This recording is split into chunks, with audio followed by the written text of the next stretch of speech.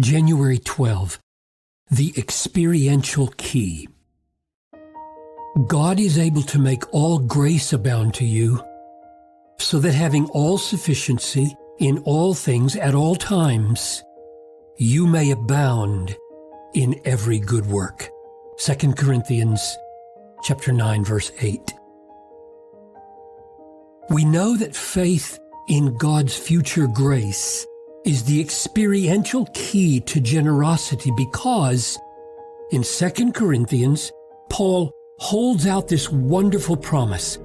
God is able to make all grace abound to you, so that having all sufficiency in all things at all times, you may abound in every good work. In other words, if you want to be free from the need to stash away your money, if you want to overflow with an abundance of grace for every good work, then put your faith in future grace. Trust the promise that God is able to make all grace abound to you in every future moment for this very purpose.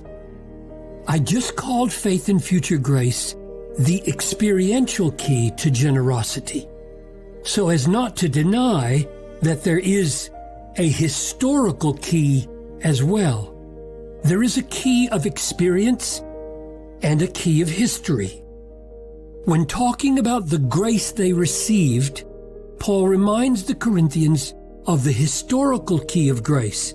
You know the grace of our Lord Jesus Christ, that though he was rich, yet for your sake he became poor, so that you by his poverty might become rich. 2 Corinthians chapter 8, verse 9. Without this historical work of grace, the door of Christ-exalting generosity would remain closed. That past grace is an indispensable key to love. But notice how the past grace in this verse functions. It is made the foundation, Christ became poor, of future grace, that we might become rich. Thus, the historical key to our generosity operates by putting a foundation under the experiential key of faith in future grace.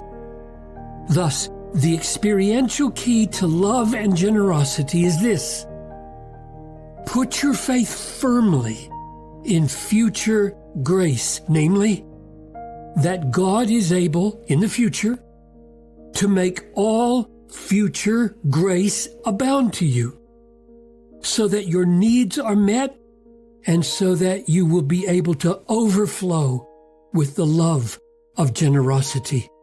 Freedom from greed comes from the deeply satisfying faith in God's future grace.